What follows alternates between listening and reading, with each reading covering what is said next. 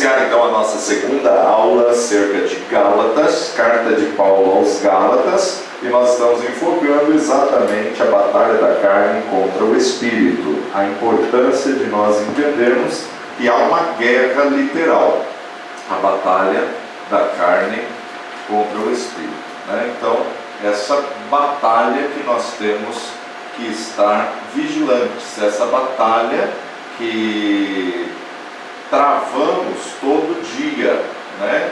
A carne contra o Espírito contra a carne. Pai de amor de Deus bendito, nós te louvamos, ó Pai, pela tua palavra viva, eficaz, mais penetrante que qualquer espada de dois fios. Rogamos, ó Pai, pelo perdão dos nossos pecados, falhas, fraquezas. Dá-nos entendimento, dá-nos revelação da tua palavra, ministra os nossos corações a tua verdade.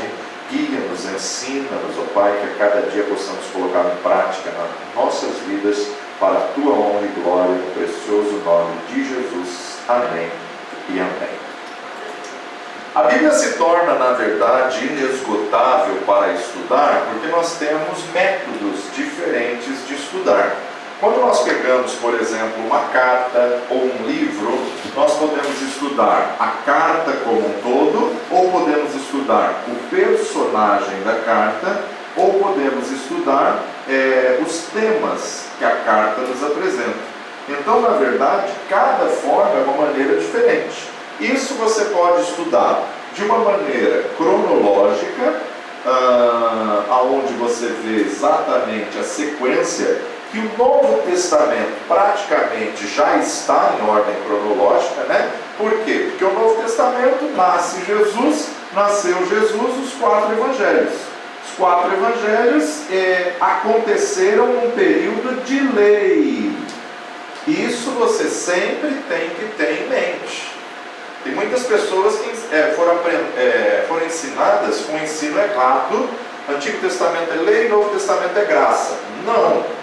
Os 4 evangelhos é período de lei. Jesus veio na lei e Jesus cumpriu a lei. Quando que a graça foi estabelecida? Em Atos dos Apóstolos. Atos dos Apóstolos é o único livro histórico do Novo Testamento. Então nós temos aí Atos. Atos, aí sim, na descida do Espírito Santo de Deus é que se estabeleceu a graça. Então Mateus, Marcos, Lucas e João é tudo a questão de lei. E eu tenho que estar visualizando o texto com o prisma da lei. Hoje você tem aí a Bíblia em ordem cronológica, hoje você tem aí o Evangelho reunido, que é também a mesma questão da ordem cronológica, mas dentro desse contexto de Atos, já começam as cartas. Dentro desse contexto de Atos, já começam as epístolas, na época chamada de epístolas. Cada comentarista, cada teólogo coloca uma carta num período diferente. Tá? Tem uns que dizem que a primeira carta que Paulo escreveu foi Romanos, tem outros que dizem que a primeira carta que ele escreveu foi Tessalonicense, tem outros que dizem que a primeira carta que ele escreveu foi Gálatas. Então a gente tem aí uma divergência de dados e, na verdade, essa divergência, gente, não vai fazer diferença nenhuma. Então não adianta se apegar em coisas que não pesam para a salvação e não acrescenta nem diminui, né?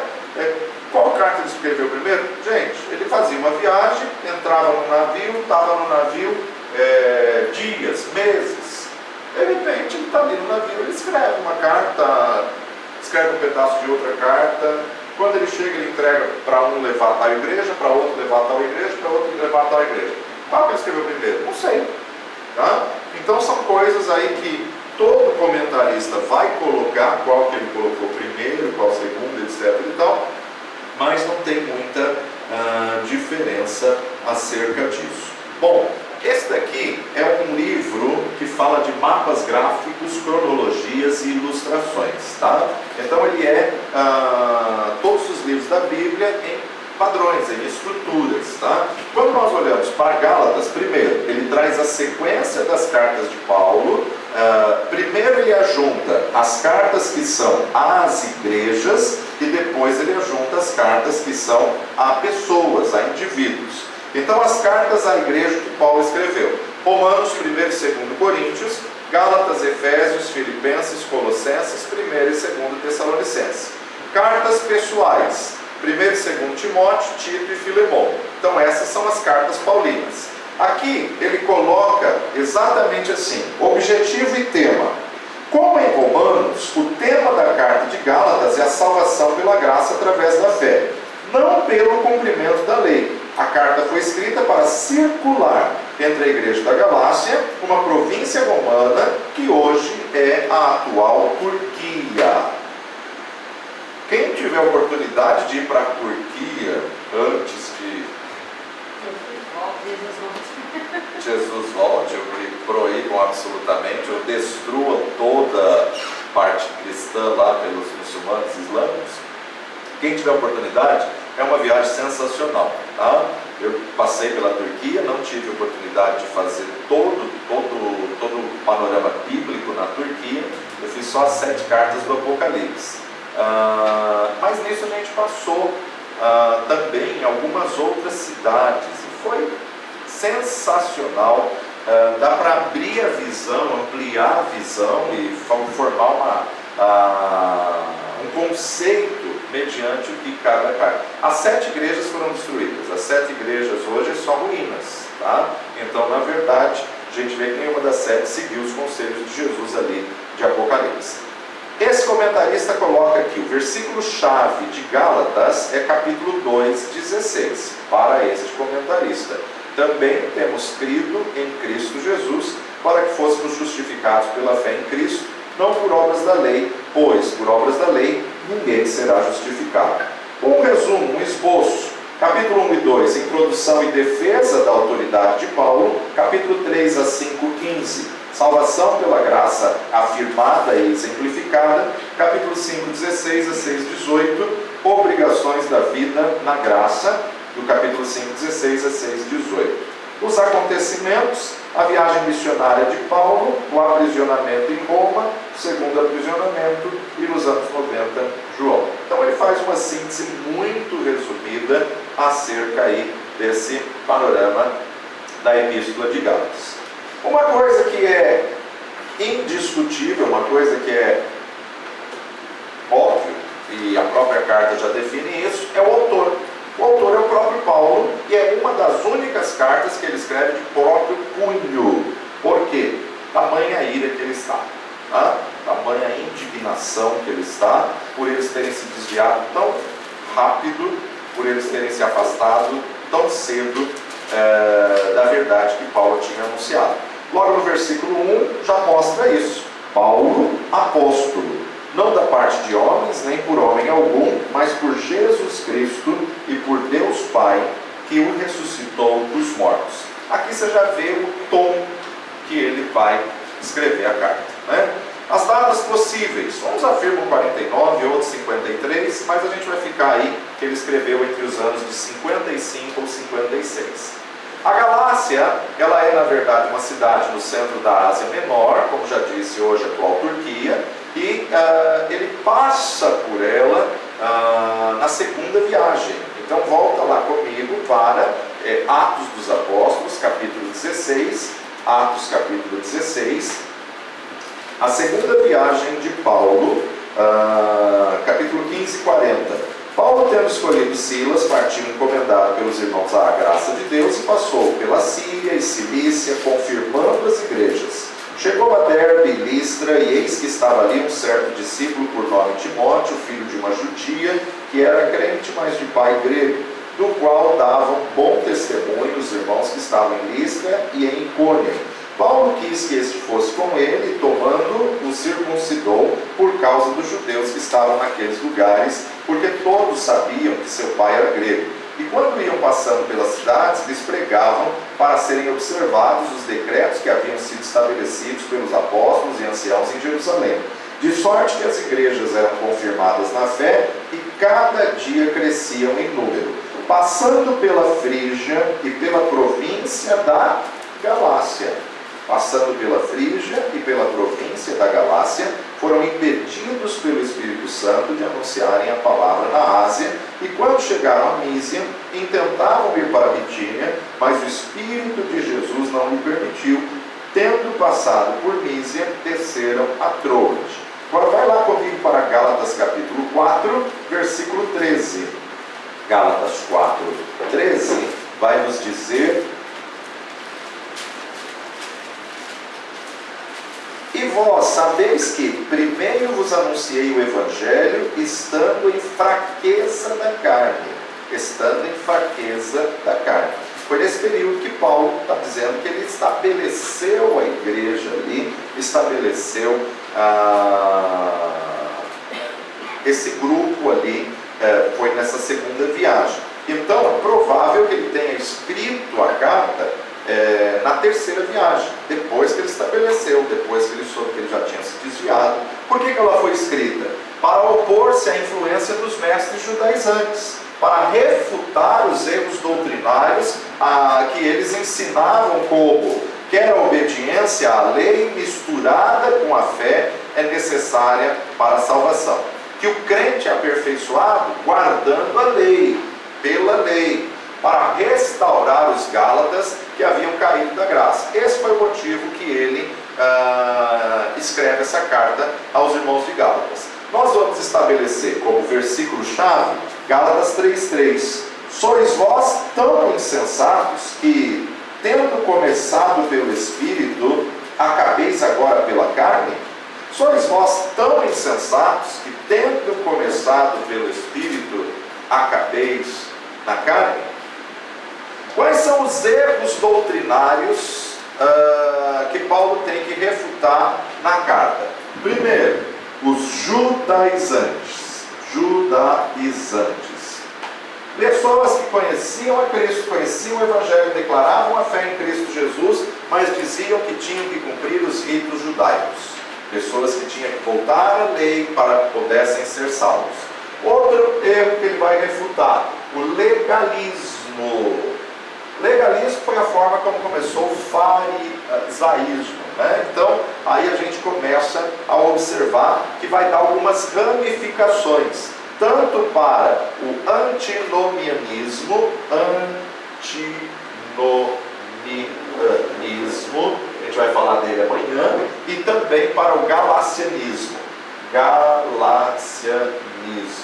tá? Não vamos entrar em detalhes nos quatro, mas vamos dar uma pincelada amanhã para que vocês possam ter um conhecimento dos motivos que fez com que Paulo pudesse então estar escrevendo a carta.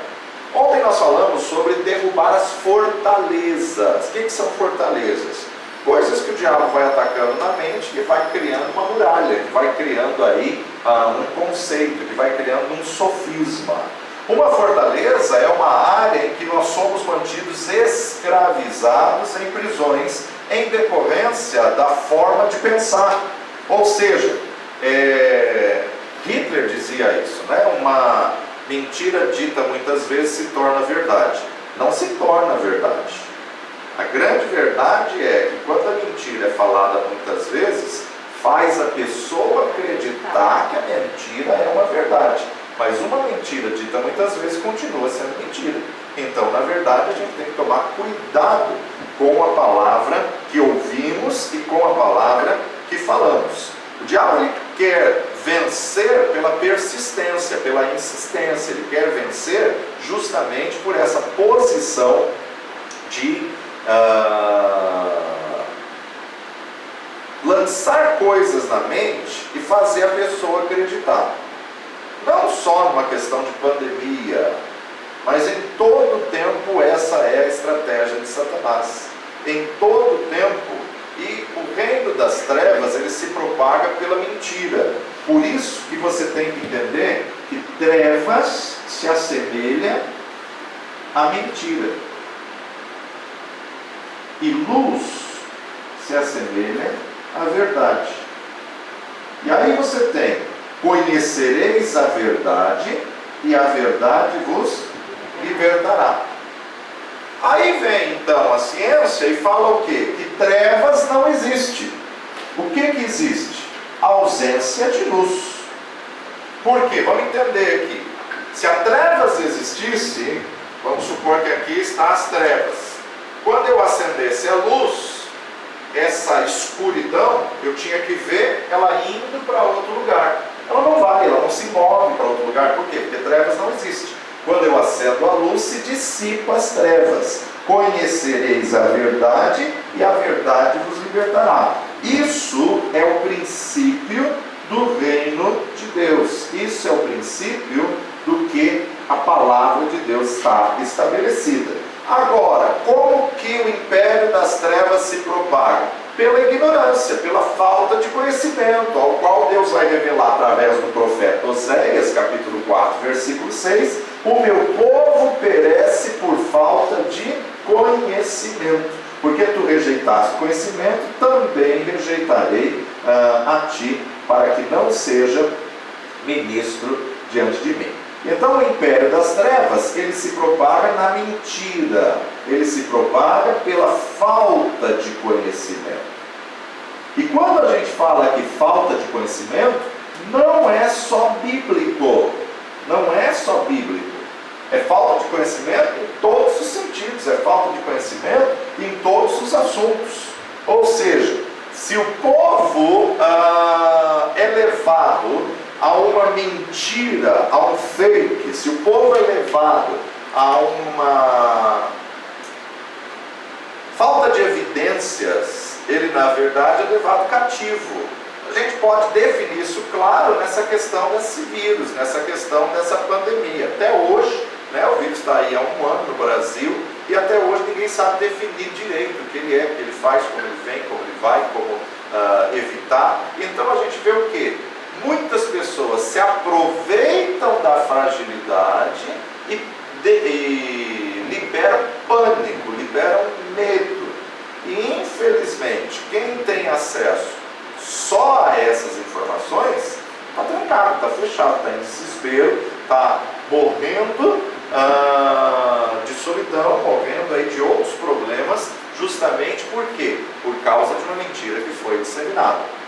Agora, quando a gente transfere esse exemplo que estamos vivendo para a palavra de Deus, é a mesma coisa.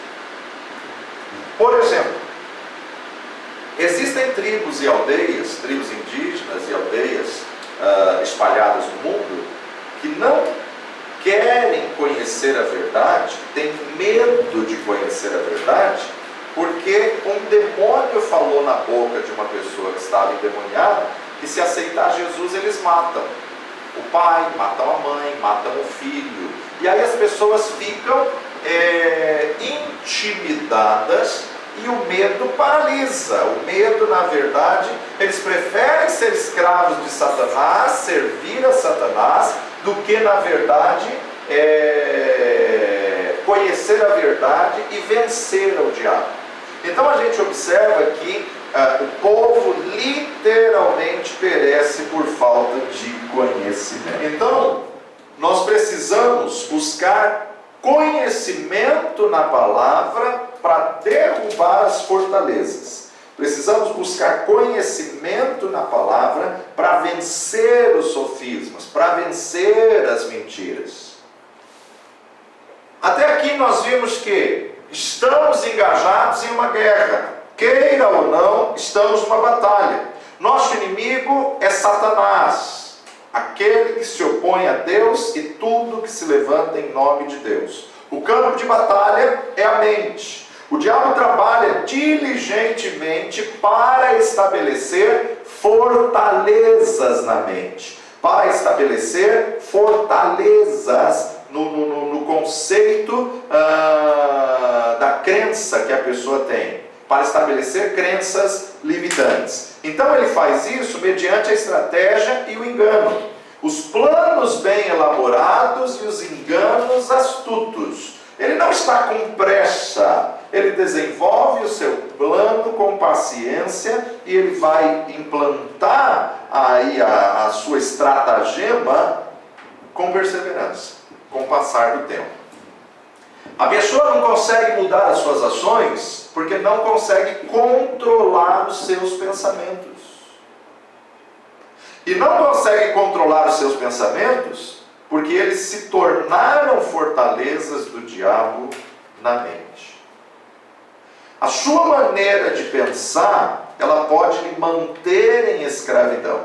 Tal como o homem imagina na sua alma, assim ele se torna. Então, se você se vê como um derrotado, nem entre na luta. Se você se vê como vencido, nem trave a batalha.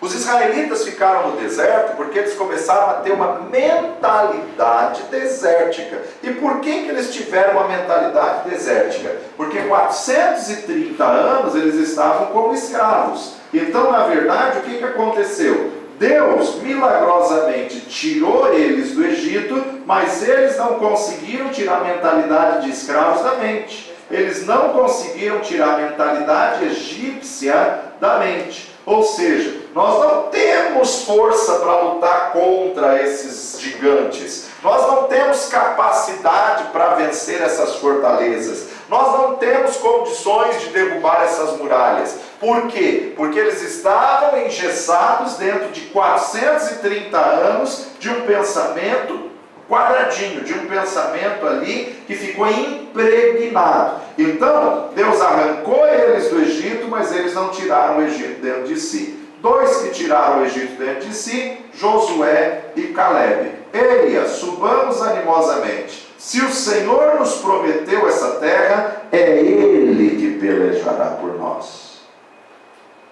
O que foi a diferença? Colocar o Senhor na frente da batalha. Não foi o mesmo segredo que fez com que Davi vencesse a batalha?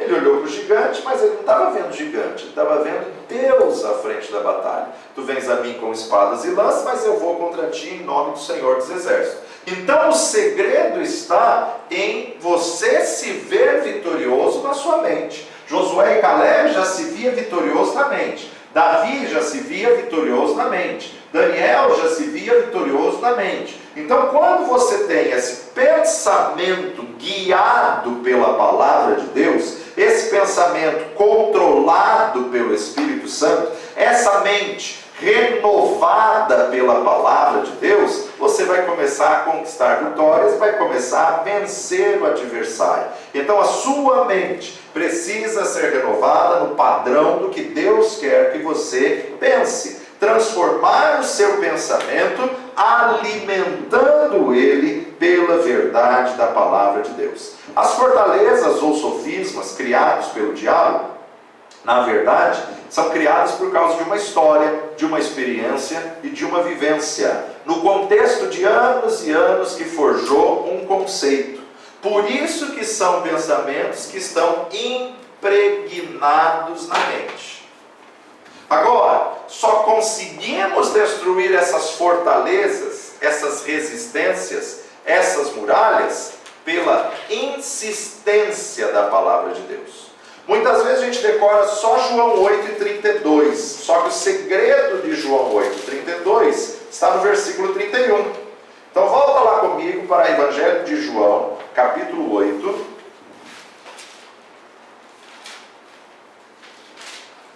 Versículo 31 e 32. Jesus dizia, pois, aos judeus que criam nele: se vós permanecerdes na minha palavra, verdadeiramente sereis meus discípulos e conhecereis a verdade, e a verdade vos libertará. Veja, não é ter uma experiência com a verdade, não é ter um encontro só com a verdade. Tem gente que fica 20, 30, 40 anos no vício, no pecado, no hábito, no comportamento da carne, e em um culto quer ser liberto, em um culto quer ser transformado. Se vós permanecerdes na minha palavra. Permanecer na palavra aponta para perseverança. Só que quando nós vamos para o original, isso demonstra ação contínua. Ou seja, não é permanecer hoje, permanecer amanhã, é continuamente, todos os dias. se eu permanecer, se eu alimentar, se eu começar a mudar minha mente pela verdade da palavra. Então, muitas vezes nós observamos que o inimigo, que o adversário, usa essa estratégia através do bombardeio na mente, e a igreja não. Você vê, por exemplo, as seitas. Toda seita ela tem heresia, e toda heresia ela saiu de uma verdade da palavra de Deus. Só que elas treinam os seus seguidores só nessas divergências. Não chama eles para discutir outros assuntos porque eles não sabem. Eles só sabem aqueles pontos que já está engessado, que já está engessado, que já está treinado para aquilo. Ele está treinado para responder daquele jeito. Então, na verdade, a gente observa o quê? A permanência. A permanência que, na verdade, hoje pela PNL, Programação Neurolinguística, se estuda aí, sabendo que se você falar a mesma coisa e estudar a mesma coisa no mínimo 7 vezes, ouvir no mínimo 7 vezes, você começa a aprender depois que você ouviu 7 vezes a mesma coisa. Só que muitas pessoas não têm paciência, não têm perseverança em permanecer naquela palavra, em estudar aquela palavra. Eu tenho batido muito nessa tecla e vou falar isso de novo nessa matéria. Vai lá comigo para Josué, capítulo 1.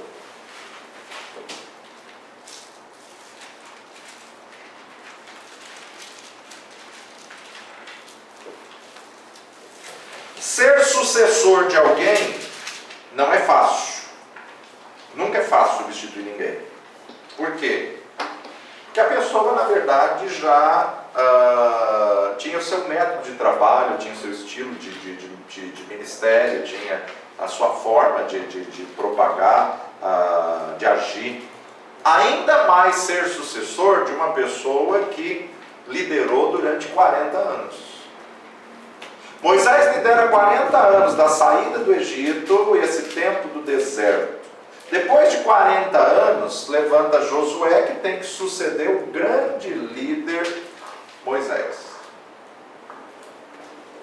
O temperamento dos dois é extremamente oposto. Você vai ver sempre Moisés melancólico, fleumático. Você vai ver Josué sanguíneo. Então o temperamento era extremamente oposto. Com certeza o povo sente isso. Com certeza nem todo mundo apoia a transição. Mas Josué, Moisés, meu servo, está morto. Agora é você. Aceite ou não aceite. Deus colocou ele e acabou. Então veja lá. Sucedeu depois da morte de Moisés, servo do Senhor, que o Senhor falou a Josué, filho de Nun, servo de Moisés, dizendo: Moisés, meu servo, é morto, levanta-te, pois, e passa este Jordão, tu e todo este povo, à terra que eu dou aos filhos de Israel. Todo lugar que pisar a planta de vosso pé, vou-lo tenho dado, como eu disse a Moisés. Deus está renovando a promessa que ele tinha feito a Moisés. Desde o deserto e desde o Líbano até o grande rio, rio Eufrates, toda a terra dos heteus e até o grande mar, para o poente do sol será o vosso termo. Ninguém se susterá diante de ti, todos os dias da tua vida. Como eu fui com Moisés, assim eu serei contigo. Não te deixarei, nem te desampararei. Esforça-te, tem bom ânimo, porque tu farás a este povo herdar a terra que jurei a seus pais que lhes daria. Tão somente esforça-te e tem muito bom ânimo para teres cuidado de fazer conforme toda a lei que meu servo Moisés te ordenou. Dela não te desvie nem para a direita nem para a esquerda, para que prudentemente te conduzas por onde quer que andares. Não se aparte da tua boca o livro desta lei, antes... O que está aí? Medita nele dia e noite. Não te aparte da tua boca o livro desta lei, antes medita. A meditação ela é o segredo para a mudança, a meditação ela é o segredo para a conquista, a meditação é o segredo para o conhecimento, a meditação é o segredo para o avanço. Só que o diabo, sabendo disso, roubou a meditação da igreja e hoje só se fala em meditação em curso místico. Quando você fala em meditação dentro da igreja, o povo acha que a gente está mistificando. Quando você fala em meditação dentro da igreja, o povo acha que a gente está usando técnicas mundanas, ou técnicas de PNL, ou técnicas de coach. Não! Quem criou a meditação foi Deus. E se você quer mudar alguma coisa, você tem que meditar. O que é meditar? Eu procurei diversas vezes livros cristãos sobre meditação. Não tem. A gente só acha muitos indianos, né? Indianos, monges, né? Por quê? Porque eles descobriram que a arte da meditação, primeiro, por que Deus, quando queria falar com alguém, levava essa pessoa para o deserto? Meditar. Não. O deserto você esvazia de si mesmo. O deserto você esvazia dos seus pensamentos, dos seus conceitos, dos seus pontos.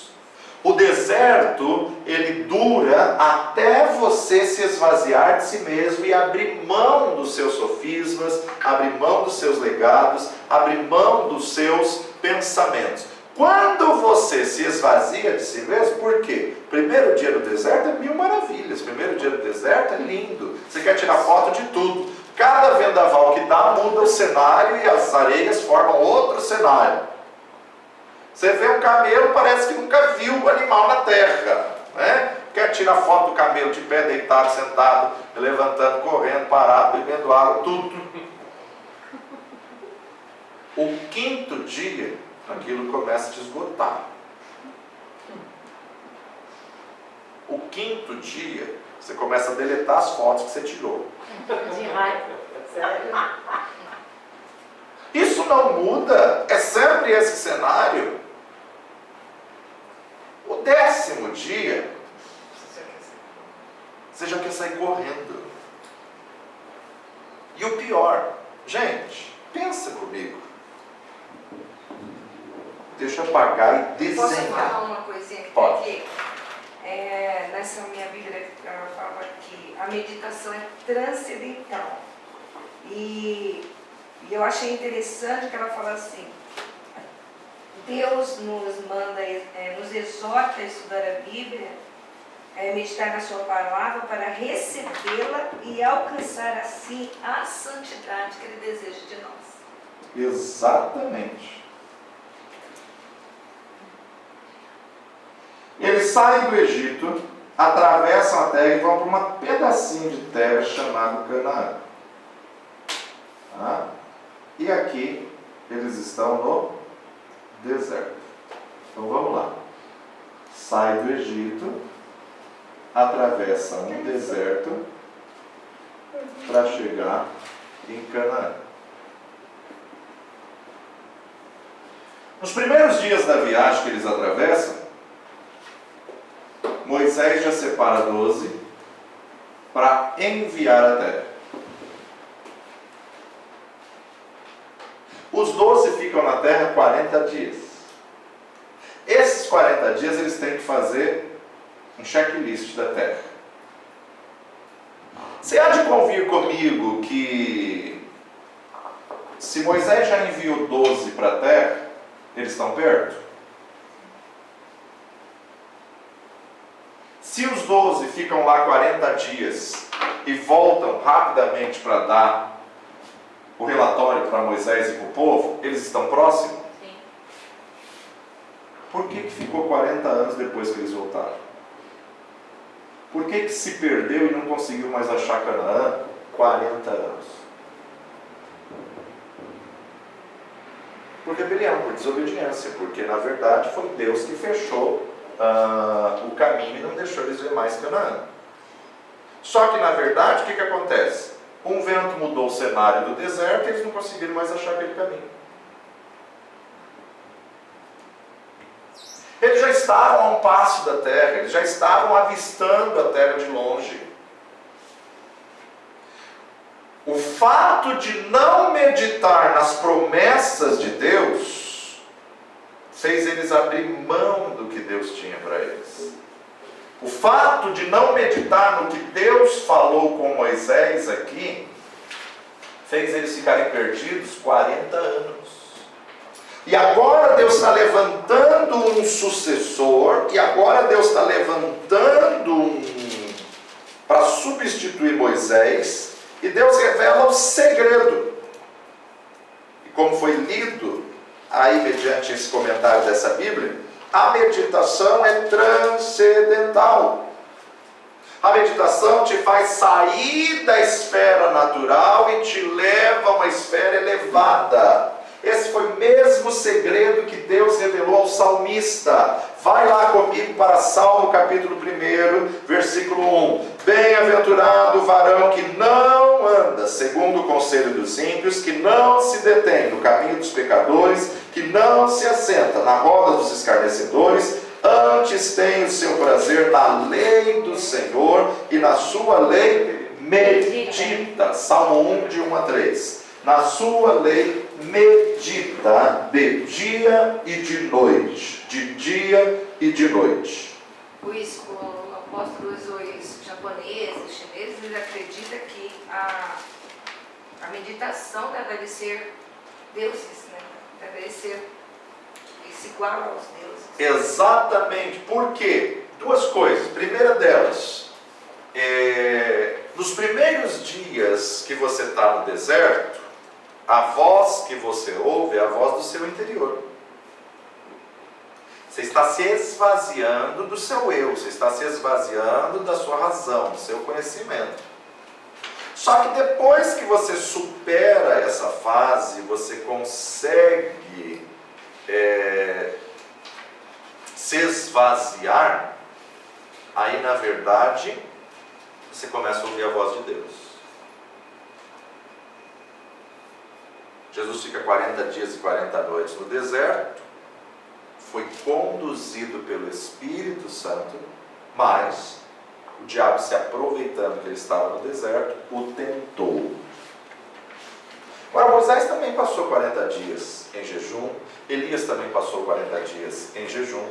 Nós vamos observar aí, na verdade, a prática de jejum, a prática vamos até colocar assim, da descontaminação, o processo de esvaziamento. Hoje esses cursos aí, né, um livro muito interessante, secular, mas é interessante, O Monge e o Executivo. O monge executivo, ele vai falar justamente de um mosteiro, que é um grande empresário de uma multinacional, se retira para se encontrar consigo mesmo, para se encontrar. Agora, diante de uma vida numa metrópole agitada, corrida, estressada, desesperada, e que vem uma pandemia, a gente achou que ia reduzir, aumentou o ritmo e trabalhou em dobro. Como que a gente pode se esvaziar? Como que a gente pode se aquietar? Como que a gente pode chegar a esse ponto para ouvir do Senhor? Provas, lutas e tribulações. Porque é na prova, na luta, na tribulação que você vai ser moído. É na prova, na luta, na tribulação que você vai se esvaziar. É na prova, na luta, na tribulação que você vai se tornar sensível. É na prova, na luta, na tribulação que você, na verdade, vai se quebrantar, vai orar. Então, nós precisamos resgatar a arte da meditação. Precisamos resgatar a arte de gastar tempo com a palavra. E o que é a meditação? É você pegar um versículo e ruminar ele. Camelo, ele, quando bebe água, cada camelo ele consegue ter um reservatório interno de 70 litros de água. Desses 70 litros, 40 é um reservatório para o deserto. 40 é, na verdade, para ele se autossustentar um período no deserto sem tomar água. Mas quando ele vai comer o capim ou qualquer coisa ali verde, ele mastiga, mastiga, mastiga, ele engole, ele volta e mastiga de novo, mastiga, mastiga, engole e volta de novo. E depois de um tempo ele volta e mastiga de novo. O que isso significa? Ruminar. Meditação é ruminar a palavra. Não é ler muito texto, mas é pegar um versículo e ficar ruminando ele, manhã, tarde, noite, ruminando ele. Senhor, o que o Senhor tem nesse versículo? Porque cada versículo que tem na palavra de Deus tem um segredo encoberto que ainda não foi revelado na nossa vida.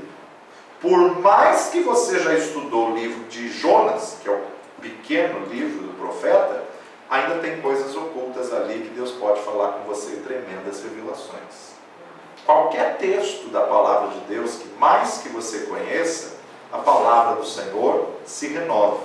Mesmo porque o que está escrito é o grafo. O que você conhece é o Logos, a vontade de Deus. Agora deixa Deus pegar esse grafo e Logos e transformar em rema, uma revelação pessoal para a sua vida. Quando ele transforma em rema um versículo, essa verdade se torna imutável. E esse rema de Deus, normalmente vem da meditação que nós fazemos.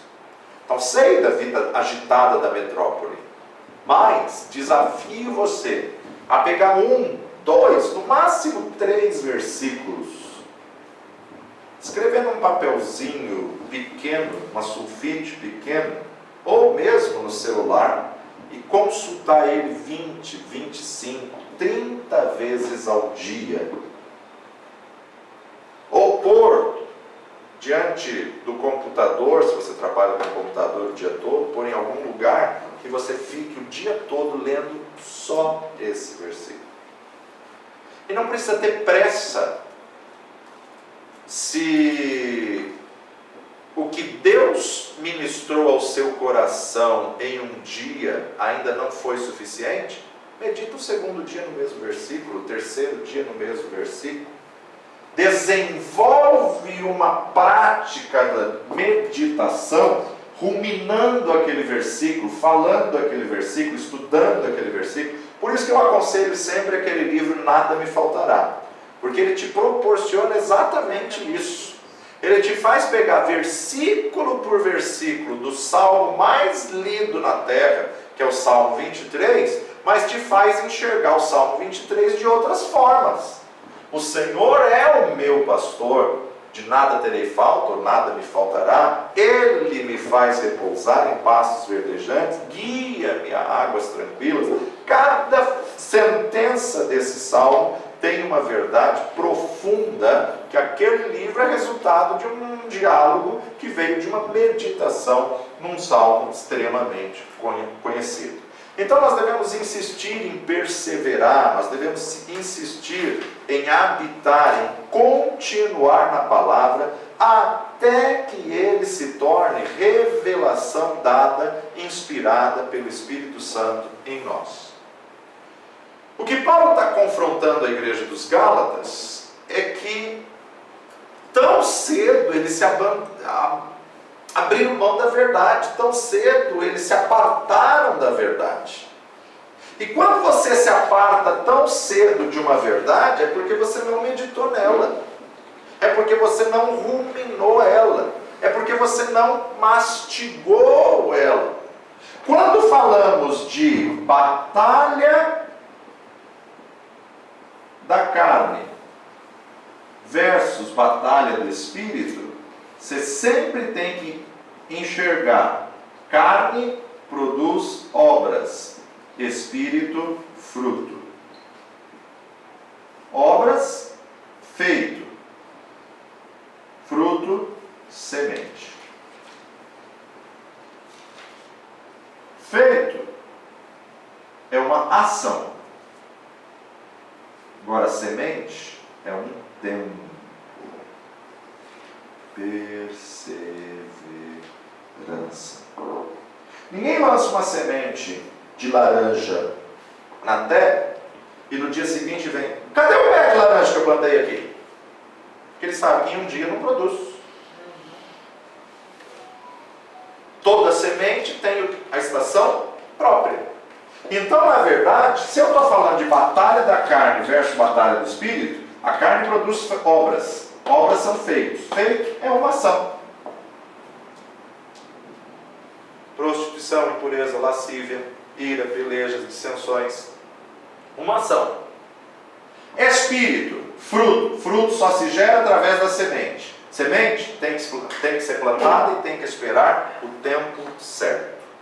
Então nós temos que perseverar, nós temos que insistir, nós temos que usar a arma da palavra. Existem outras armas espirituais, como por exemplo a oração, o jejum, o louvor, a adoração. Jesus usou uma arma espiritual para derrotar Satanás. Está escrito, está escrito, está escrito. E olha que na época de Jesus só se tinha o Antigo Testamento. Tanakh, Torá, Neviim e Ketuvim. Tanakh, que seria os livros da lei, os profetas e os históricos. E ele usa somente o Pentateuco. As três confrontações, está escrito, ele na verdade vai confrontar através da palavra. Não precisa ir longe. Os próprios apóstolos nunca tiveram o Novo Testamento para pregar o Evangelho. A maior parte deles usava o livro de Isaías. Hoje você coloca na mão de um pastor, de um líder, faz uma mensagem evangelística só com o Antigo Testamento, ele se perde. Só que até Paulo nunca teve acesso aos 4 evangelhos. Paulo nunca pregou com o Novo Testamento. Imagina Paulo com o conteúdo que nós temos hoje no Novo Testamento, pregando nos dias de hoje. Por isso que Jesus diz, né, que crê para obras maiores. Obras maiores. Não tinha sido revelado todo ainda. Paulo nunca imaginou que as cartas que ele estava escrevendo para as igrejas um dia se tornaria a Bíblia, a palavra de Deus. Ele escreveu uma carta para tentar corrigir o erro de uma igreja que estava acontecendo. Ele não pensou que iria abençoar um povo 2000 anos depois. Ele não imaginou que a estrutura que ele estava fazendo na carta seria motivo de discussão e compêndio teológico para teses e para uma série de coisas. Então nós observamos aí a importância de meditar na verdade da palavra de Deus e conhecer essa verdade. Cada vez que Jesus foi tentado, ele traz à tona o que já estava impregnado nele. Palavra, palavra, palavra. Está escrito. Cada vez que o diabo vinha com mentira, e o diabo é tão sujo, tão astuto, que também usa a palavra, quis entrar na estratégia que Deus estava usando, que Jesus estava usando. Mas também não está escrito aos seus anjos dará ordem a teu respeito, lança-te daqui para baixo, que seus anjos vão vir te pegar. Não tentarás o Senhor teu Deus. Está escrito. Então nós estamos numa batalha constante. Nessa batalha há uma necessidade vital de você usar a palavra de Deus. Você não pode viver sem. Você tem que ter uma comunhão pessoal com Deus, através da palavra, através da oração, através do que Deus tem para nós. Aí na apostila de vocês tem uma síntese do livro, né? Não vamos ler todos esses textos, porque a gente vai ler o capítulo todo após o intervalo. Mas veja aí, na página 5 a 6. Vemos na carta de Paulo aos Gálatas 8 doutrinas em destaque. A primeira delas: os cristãos podem cair da graça e serem removidos de Cristo. Podem cair da graça, e isso ele fala em todos os capítulos. Capítulo 1, de 6 a 8, 2, 21, 3, de 1 a 5, 4, de 8 a 11, 4, 19, 5, 4, 5, 19 a 21, 6, de 1 a 8. Segunda doutrina em destaque. O Evangelho de Paulo foi uma revelação de Deus. Ele usa a oportunidade de escrever aos Gálatas para fazer uma autobiografia, para contar o seu testemunho, e aí então vai do capítulo 1, 11 até o 2, 14. Terceira doutrina em destaque. A justificação é somente pela fé, sem as obras da lei. Porém, o fato de não sermos salvos pelas obras não nos dá direito de não termos obras. A justificação é somente pela fé. Essa foi a experiência que Lutero teve meditando em Efésios, né? Mas o justo viverá pela fé. E Gálatas Paulo vai confirmar isso. A próxima doutrina. Cristãos podem ser vitoriosos sobre o pecado. Começando por Gálatas 2:20, vivo não mais eu, mas Cristo vive em mim, até o capítulo 3:5, 5, 16 a 26 e 6, de 1 a 8. O batismo no Espírito Santo é para todos os crentes. Capítulo 3, de 1 a 5, 13 e 14. A lei de Moisés está completamente abolida. Abolida no sentido de que não somos salvos por ela, mas não que não precisemos mais cumprir os mandamentos. Os apóstatas devem nascer de novo e retornar à graça. Ou seja, quem se afastou e apostatou da fé tem que ter uma nova experiência de novo nascimento. Então 1, 6 a 8, 2, 17 a 21, capítulo 3, de 1 a 5, 10 a 12, capítulo 4, 19, 5, 1, 4, 7, 16 a 26 e capítulo 6, de 1 a 8. Nós vamos ler todos eles depois. Todos os que voltam à lei estão sob a obrigação de observá-la totalmente ou serão amaldiçoados. Só que a lei tem 613 leis para o povo judeu. Ou você cumpre as 613 para ser salvo, ou 612 você não cumpriu a lei. O brasileiro, se você cumpriu 612 e alguém te pergunta, você cumpriu a lei? O que ele vai responder? Sim. Quase! Quase cumpri. Só faltou uma. Mas eu cumpri 612. O judeu, se você chegar para ele e falar, você cumpriu a lei? Ele vai falar, não cumpri, não consegui. Ele nem vai falar que ele cumpriu 612.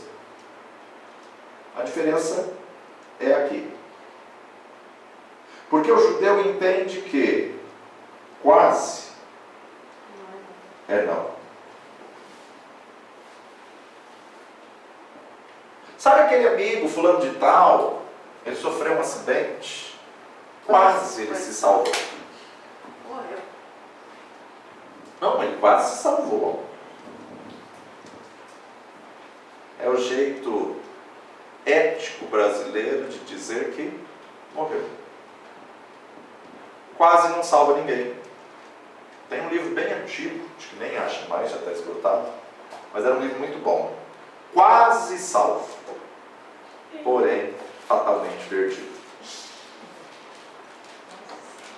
Tem muita gente dentro da igreja que está quase salva. Só falta aceitar Jesus. Já viu aquelas pessoas que chegam e falam, olha, esse moço aqui é uma bênção, essa pessoa é fantástica, é sensacional. Só falta aceitar Jesus. Falta tudo. Então, na verdade, nós observamos o quê? A importância de eu entender, se eu quero viver pela lei, eu tenho que cumprir a 613. Como ninguém consegue cumprir a 613, a lei não serve para salvar ninguém. A lei só serve para mostrar que precisamos de um Salvador. A lei só serve para mostrar que somos pecadores. A lei só serve para mostrar que somos falhos. A lei só serve para mostrar que se não fosse o Senhor Jesus Cristo, estaríamos perdidos. Todos os que voltam à lei têm a obrigação de observá-la totalmente, senão serão amaldiçoados. Então, melhor aceitar a graça e saber que somos falhos, somos humanos, somos pecadores, mas pelo que Jesus fez na cruz do Calvário, me comprou, me resgatou, me redimiu, e pelas pisaduras dele eu estou sarado. Então é melhor se apropriar dos benefícios da graça do que viver, tentar cumprir a lei e não conseguir e se perder. É isso que Paulo fala aos Gálatas. Vocês estão querendo voltar a circuncidar? Não é só circuncidar, vocês têm que cumprir a 613. Vocês estão querendo voltar ao judaísmo, voltar à Torá, voltar à lei? Então cumpra a 613. Caso contrário, vocês serão malditos, serão amaldiçoados.